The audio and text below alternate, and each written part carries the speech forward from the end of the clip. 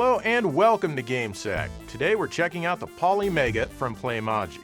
This is an emulation device that's been around for a few years now, but only recently have many of the pre-orders started to be fulfilled. Basically, it's a standalone unit that can play CD games for several different platforms, and you can also buy individual modules to attach to it that'll play your cartridge games and will let you use your original controllers if you like. The base unit costs $550 on its own, and each module costs $80. Not cheap, but I'm not here to tell you what you can and cannot spend your own damn money on. So let's get started. The Polymega base unit comes with the built-in 8X CD/DVD ROM drive. It also comes with a dummy module attachment. It's just a piece of plastic with no electronics, and you don't need to attach it to use the system. Also included is a power cable with a big old brick right in the middle of the cord. Oh, you get an HDMI cable too. You also get a wireless controller, a USB dongle for the wirelessness, and a USB cable to directly connect and charge the controller. On its own, the Polymega can currently play CD games for consoles like the TurboGrafx-CD, Sega CD, 32X CD, PlayStation, Saturn, and the Geo CD. CDR discs work just fine. You can attach various modules to play cartridge games and use real controllers from that same console. Yeah, that means you can play Sega CD or PlayStation games with a real Nintendo 64 controller if you want. And who wouldn't? Well, I wouldn't. You can also use many other different USB controllers with it. The currently available modules are the Power Set for NES games, the Super Module for Super Nintendo and Super Famicom games, the Mega Module for Genesis, Mega Drive, and 32X games, the Turbo Module for TurboGrafx-16, PC Engine, and SuperGrafx games, and the Ultra Module for Nintendo 64 games. Powering the Polymega is an Intel Coffee Lake S CPU branded as a Celeron G4 900T running at 2.9 MHz. It has 2 GB of DDR4 RAM. It also has 30 GB of internal storage, and this can be expanded with SD cards or even an SSD. It uses a Linux-based OS and licensed emulators like Mednafen, Messen, Kega Fusion, and MAME. Inside any given module, we have fairly simple electronics that mainly serve as an interface for the cartridges and controllers. No game processing is done here. Powering on the system for the first time, you have to agree to a lot of different nonsense, and then you can set some things up. The unit comes with a bunch of pre-installed games that you can play, like Double Dungeons on the TurboGrafx-16, or Dragon View on the Super NES, and even the Genesis version of Tin Star, among others. You can adjust things like the display area, which is quite slow to do, and it seems to shrink it vertically faster than it shrinks it horizontally. You can't adjust the axes independently. You can also choose from a resolution of 1080p and, well, just 1080p. I didn't feel like setting up the Wi-Fi as I had it plugged in directly via Ethernet, but it wouldn't recognize it until I rebooted the console with the cable already plugged in. After that, I was finally able to update the firmware to 1.1.31. Now a bunch of the pre-installed games are gone, but a few remain. Tin Star's gone. Supposedly, an upcoming firmware will restore them. I've also heard that future Polymega units won't contain the pre-installed games. Weirdly, even when I'm not connected to the internet at all, it says that I have the latest firmware installed.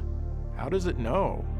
Also, now you can select between 1080p and 720p at 60 or 50 Hz. If you hook the Polymega up to something like the RetroTink 4K, then you get additional resolutions that say CRT, but in reality they're just 480p and 480i. You then use the scaler to adjust it to your liking.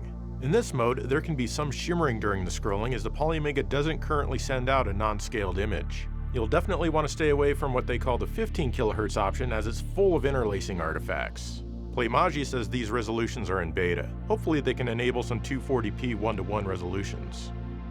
You no longer seem to be able to adjust the display area at all.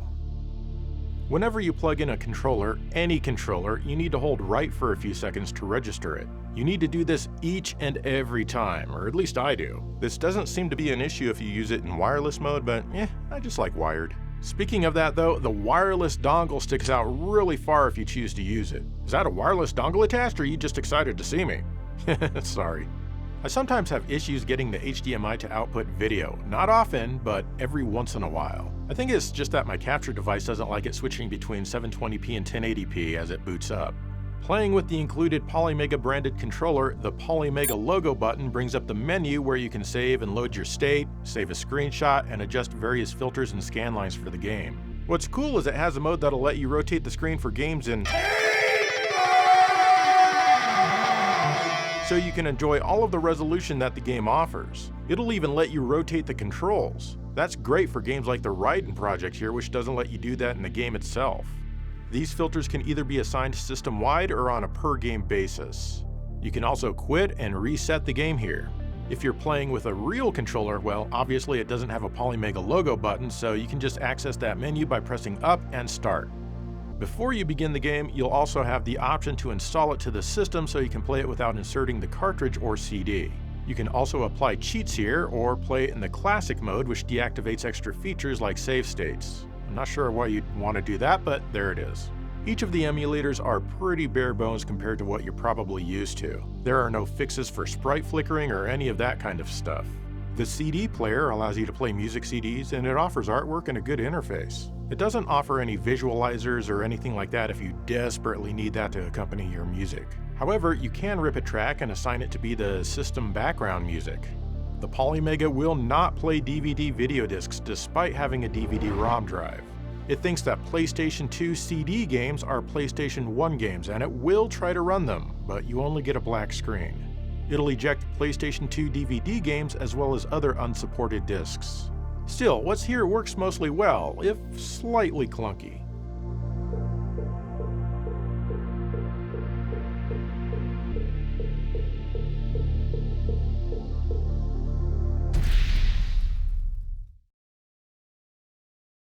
So that's basically how the Polymega works. Now let's get into how it plays the games from all of the different consoles. And it can play games from, I think, 13 different consoles, technically. The first game I tried on the Polymega was Tekken 3 on the PlayStation, because why the hell not? Memory card saves happen directly to the Polymega internal storage, and each game seems to get their own memory card, so that's good. But as I was playing, I noticed something didn't look quite right. Looking closer, it was blurring each frame together. Gross. Turns out there's a feature called HD temporal blur that says it's there to reduce the appearance of interlacing vibration. Tekken 3 runs in interlaced mode, so okay, I'm still gonna turn that crap off. Okay, it looks better now. At least I think so. What do you think? But get this, with this feature on, it even blurs non-interlaced games like Castlevania Symphony of the Night. Look at that. Who would want this? So I turned it off and that is much nicer. But why does it affect all content when it says it's just for interlaced stuff? Really, the jitter isn't super awful or anything on interlaced games. So even there, the drawback of blurry motion outweighs the benefit of less jitter, at least in my opinion. It's not like the temporal blur feature is on the cutting edge of deinterlacing technology. Now the Polymega comes with a DualShock controller that feels very similar to the PlayStation 4 controller. I tried Ridge Racer 4 here to see how the analog works. And it doesn't, but the rumble is definitely rumbling. Turns out I have to enable the analog in the in-game menu. And it works well enough, I suppose. But what's this? That's right, the HD temporal blur is back on. Why? Well, because I had power cycled the Polymega since I last turned that feature off, and the setting doesn't stick for who knows whatever reason. There's also an audio delay that varies between about 4 and 7 frames.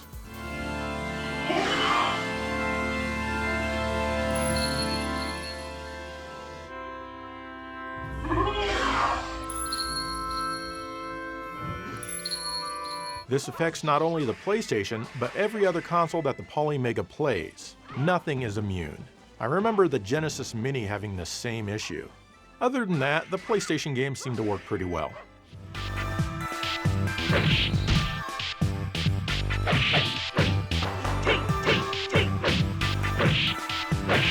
Fight! 1. Next, I tried some Saturn games. The controls feel a bit laggy here. In fact, I lost the very first round against Lau. I didn't even know that was possible because he's like the easiest opponent ever. Also, you have the same story here with the HD temporal blur. I'll just turn that off?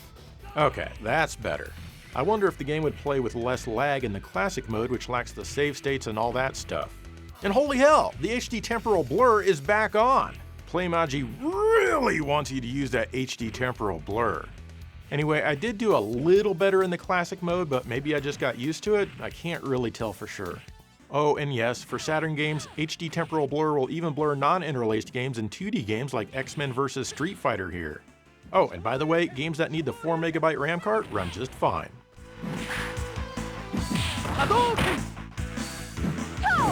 Same with the 1MB RAM card games. They don't show any of the glitches that you can sometimes get when using them with a 4MB RAM card. King of Fighters 95 and Ultraman, however, will crash the Polymega because they require a ROM cart that can't be accessed. Next, I tried Sega Ages Outrun because I've heard that this can have a few issues with certain Saturns. But it seems to run peachy keen here, even with analog steering, gas, and brakes.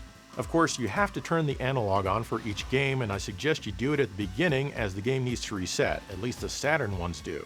Next, I tried out Power Slave to test out those analog controls. The analog movement is great, and even strafing left and right is all analog-y. Otherwise, playing Saturn games with the included controller isn't ideal, but you can attach the Mega module and use a Genesis 6-button controller, though doing that you will lose the left shoulder button. There's a little sound stutter at this part in a stall. Otherwise, Saturn games seem pretty good here from what I've seen so far. Multi-disc games for all platforms are handled using the in-game menu to insert a new disc, but you'll need to install all of the discs to the internal storage first.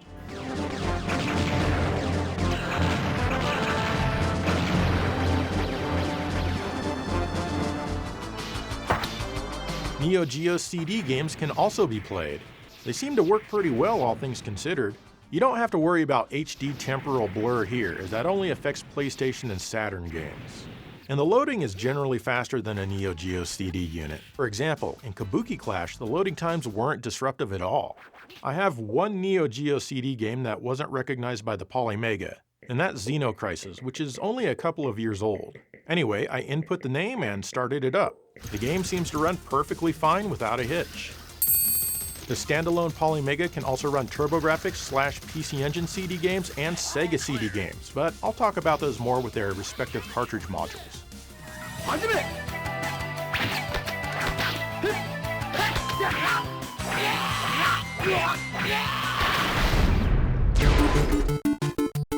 Okay, the first module we're going to check out is the Power module, which runs NES cartridges. But first, let's take a look at the included controller. Overall, it's not too bad. I really love the angle of the B and A buttons. I don't like that they put the select and start buttons so high near the top though, but that's a very minor complaint on this one. The cartridges fit pretty snugly into the connector, but not worryingly so. Most games I checked out seem to run just fine. They look and sound great, though of course it's still affected by that 4 to 7 frame or so sound delay. Again, every game is going to have that. There are no extra features like increasing the sprite limit or reducing slowdown. The module will not accept Famicom cartridges, but they'll work fine if you have an adapter. Expansion audio works, at least for the Konami VR6 here. But there are a lot of different Famicom expansion audio chips, and I couldn't tell you if they all work. How about the indie release from a couple of years back, Montezuma's Revenge? Well, it doesn't work at all. Or Nyx, the Paradox Relic. Nope. Or Yeah Yeah Beavis 2. Nope, definitely not. How about a translated repro of the Famicom game Sweet Home? Sadly, it doesn't work. And of course, the EverDrive doesn't work at all. The Polymega can't access cartridges directly, only copy data from them, so EverDrives and other flash carts just can't work. Nor can the Famicom disk system if you manage to hook one up. Other than that, I find that this is a pretty good module that will work well for your NES games.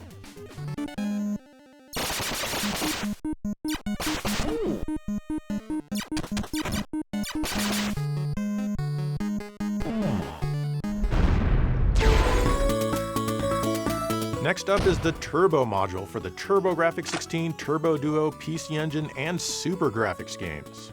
The included controller here is exactly the same as the NES one, only completely different. They went with a 6-button layout, which is really cool. Again, I'm not fond of how high the select and run buttons are. I accidentally keep hitting the Polymega button instead when I try to start a game, but that's something you could probably get used to. There's a switch to toggle between the 2 and 6-button mode and a rapid fire switch for the 1 and 2 buttons, just like the real NEC Avenue 6-button pad. This one also has a pretty tight fit. The games play mostly fine here. Each game gets its own backup save, and yes, that includes hue cards. With this module, you can play US or Japanese hue cards, SuperGrafx cards, and any kind of CD game. That's right, even arcade card CDs work fine, and you don't have to worry about having an arcade card. I do have some issues with things here though. First of all, you can't press run and select simultaneously to reset a game, even if you're using a real controller.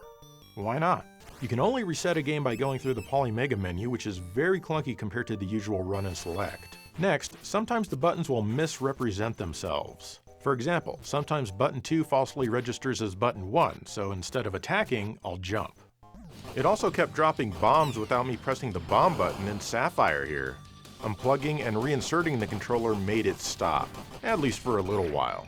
A few minutes later, I was playing Gate of Thunder, and it would occasionally switch weapons on me. Next, we only get the RGB color values for the visuals and not the correct composite color values. That means the colors aren't quite right, and you can't see the full gradient in the sky here correctly. Yes, there is a filter overlay that they call composite that you can apply, but it's just something they slap on top of the RGB colors and it doesn't give you the correct colors. If you must play Sherlock Holmes, then you should know that the video is not in sync with the audio. The video runs too slowly, and eventually it'll get very out of sync.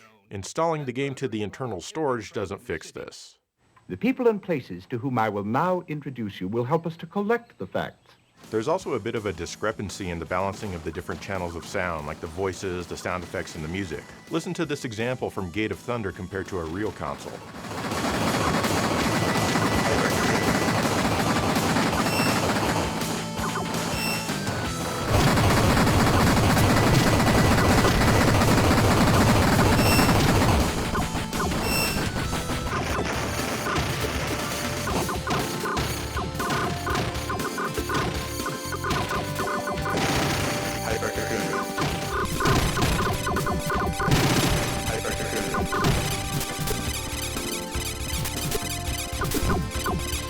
The Turbo EverDrive Pro fits, but naturally it doesn't function.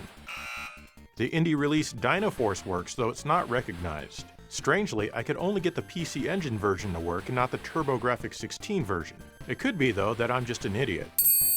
Another indie release called Mysterious Song, which is on CD, also works pretty good.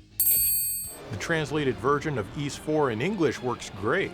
Hey Adolf, look! Atlantean doesn't fit because the slot is just too tight. As you can tell, this module needs some work. The wrong button bug that pops up actually affects playability.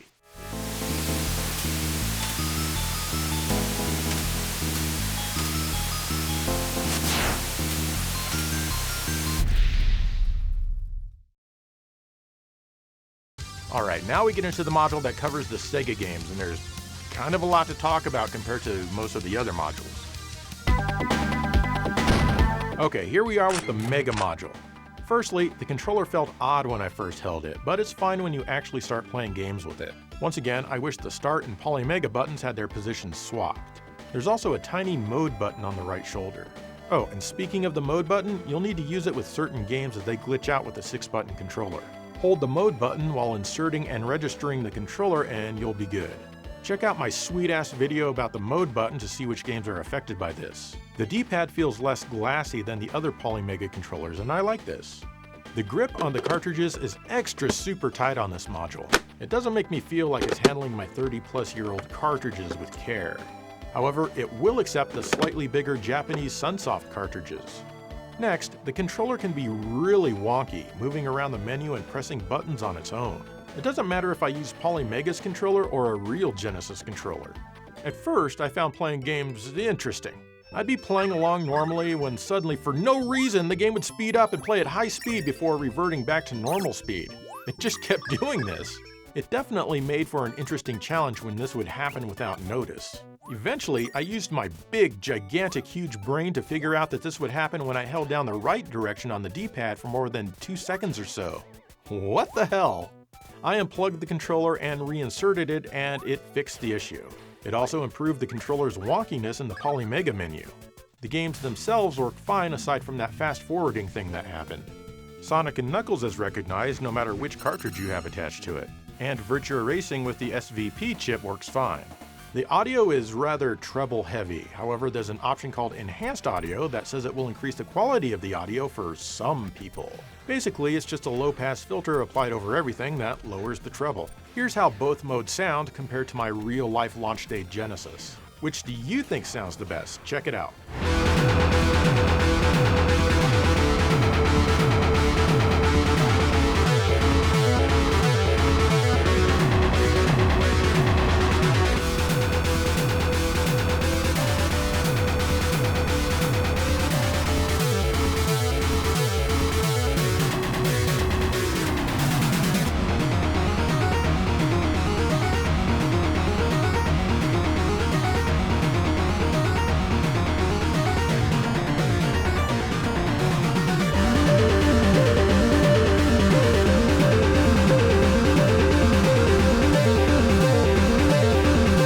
So yeah, I think I prefer the enhanced audio enabled in my case. It's nice that the option is there.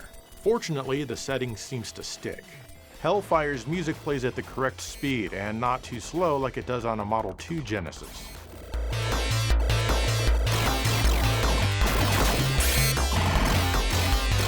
The Stage 1 music in Earthworm Jim is also correct. It has some annoying pauses if you play it on a Model 1.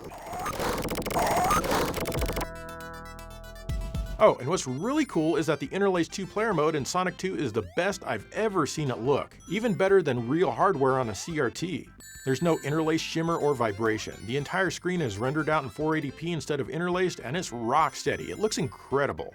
No need for HD temporal blur or any silliness like that. Kudos to the author of the emulator. Games that have backup saves like Phantasy Star 4 here will not transfer those save files to the Polymega. You can still save your game just fine to the internal storage, and it won't affect the cartridge saves at all. Now let's test to see if a bunch of different indie games work.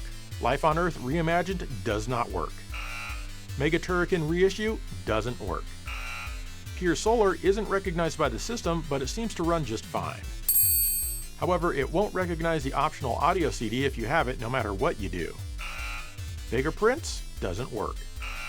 Demons of Asterborg tries to run, but ultimately, it doesn't work. Metal Dragon plays some sound, but you can't play the game. The Cursed Knight works perfectly. Darius Extra version works well. Paprium doesn't work, not even the Troll minigame. In fact, it only sees the first 4 megabits of the cartridge. Mad Stalker is not recognized, but it runs great.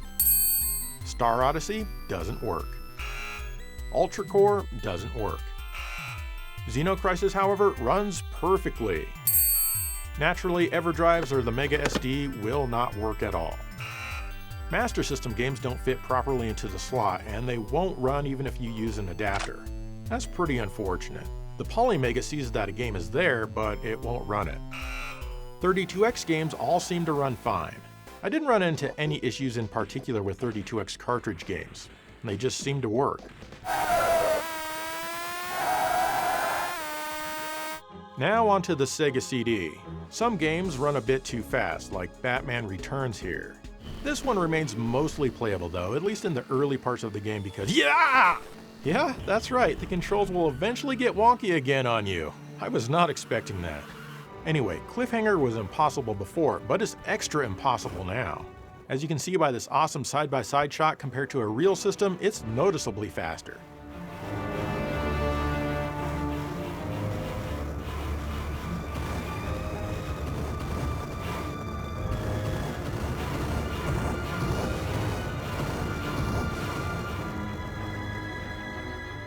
I also had a harder time avoiding cars in the adventures of Batman and Robin because of this. My feeble brain was just not fast enough to respond to the increased speed. However, games from Core Design like Battle Core and Soulstar are perfectly fine. Same with Thunderstrike. 32X CDs can also play. The video in Scottie Pippen here can be jumpy or weird. Wanna play Fahrenheit?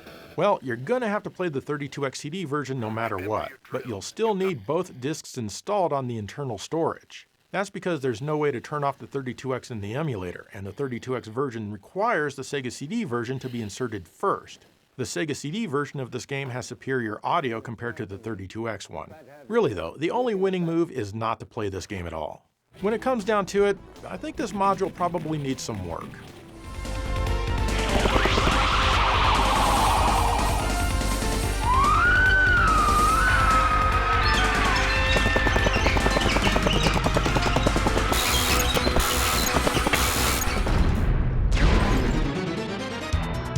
a Super module for Super NES and Super Famicom games. The included controller with this one is basic, but mostly pretty good. Once again, the select and start buttons are still too high for me. The module easily accepts both styles of cartridges for the console. Games that use the wider PCB for add-on chips like Star Fox run just fine. However, this module has tons of issues, at least with the 1.1.31 firmware I have. First of all, there is severe controller lag. I was dying a lot in Contra 3 right in the first stage, and I couldn't understand why. Well, here's why. Look at how much time is between my button press and when he starts jumping. It doesn't matter if I use a Polymega controller or a real controller. I was even having a hard time with F-Zero, and playing Castlevania 4 or any other game was super tough. This one felt very heavy to play. Next, there are single-frame glitches that often pop up. These seem to appear more in some games than others, but it's very prevalent nonetheless. I asked Playmaji about this, and they said that this stuff here will be fixed in firmware 1.1.32, which at the time I'm making this video hasn't been released yet. There's an option for MSU audio normalization, but I'm not sure what kind of cartridges feature MSU audio besides flash carts which don't work with the Polymega. Speaking of which, the Polymega thought my SD2 SNES, or FX Pack Pro as it's called now, was lesser than unlikely. Naturally, it didn't work. Unfortunately, games that run in interlaced mode here don't get the same treatment as Sonic 2 did on the Mega module. As a result, they're a little jittery, but whatever. As for compatibility, the reissue of Super Turrican isn't recognized, but it seems to run just fine. The Super Turrican 2 reissue is also not recognized, and it starts to run. But when you begin the game, all you get is music and you can't actually play the game. SF memory cassettes will load, but you can't play anything stored on them. That's too bad, but not surprising. And the Super Game Boy loads up this screen, but that's it, no matter what you do. So yeah, this module still needs some work from where I sit, but like I mentioned, Playmaji says that they've got you covered. Hopefully that's the case.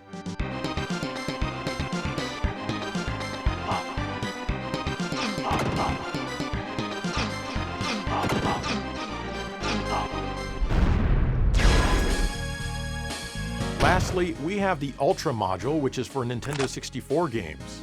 This is also currently the newest module available. The included controller is actually pretty cool. I love how the analog stick feels, though some people might think it's a bit too loose. The D-pad feels okay. I was having a good time using it until I tried to slide left and right in F-Zero X. In order to do this, you need to have your index fingers kind of catty-wonkus on top of the controller since Z slides you left and R slides you right. I had to revert to using a real Nintendo 64 controller, at least for this game. This emulator looks even blurrier than I'm used to from the Nintendo 64. There are no options for turning the anti-aliasing off or anything like that. Again, these emulators are pretty basic. F-Zero X played great, but I did get a freeze and an audio hiccup in the race completion screen. I don't have many real Nintendo 64 cartridges, and of course the EverDrive doesn't work, so my experience with this module will be limited. Anyway, next I popped in Pilot Wings 64. Hey now, that's looking pretty smooth. In fact, the game seems to run at twice the frame rate as it does on a real Nintendo 64. This was quite a pleasant surprise for me. Next up, I tried Zelda Ocarina of Time. Oh man, there are tons of audio drops along with the occasional freeze here in this one. That's pretty messed up. Of course, my save files didn't transfer over to the Polymega, so I have to show the boring first town. Enough of this. Super Mario 64 seems to run well enough, though it does have the occasional audio dropout sometimes. And then we check out my favorite Nintendo 64 game, Wave Race 64. It runs okay. It of course features some of the exciting audio drops. But the controls here feel pretty laggy. Look at me navigating the menu. Now look at me navigating it on a real Nintendo 64. Lastly, I tried the indie release Xenocrisis and it doesn't work at all. Overall, this module needs some more work as well. Supposedly, changing out the Polymega CPU with a better one will fix the audio dropout issue. Hopefully they can fix this without people having to do that, because that would be ridiculous.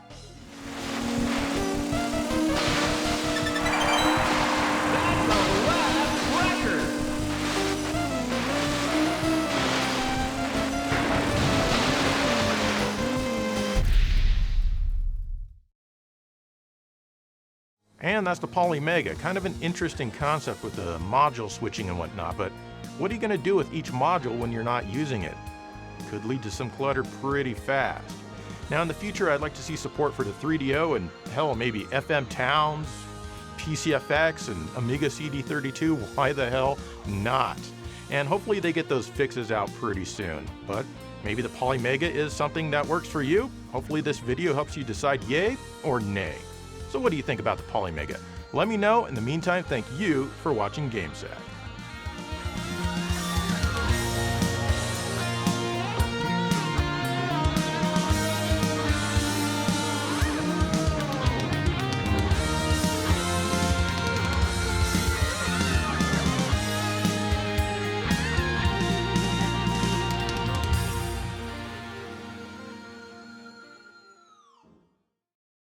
You know, one thing I forgot to test with the Polymega was the fabled Sega Tower of Power. So let's test that right now, starting with the 32X. You know what? Let's add another 32X.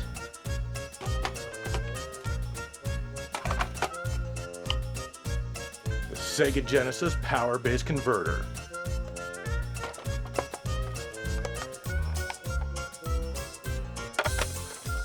And you certainly can't use the power-based converter without topping it off with a Sega card.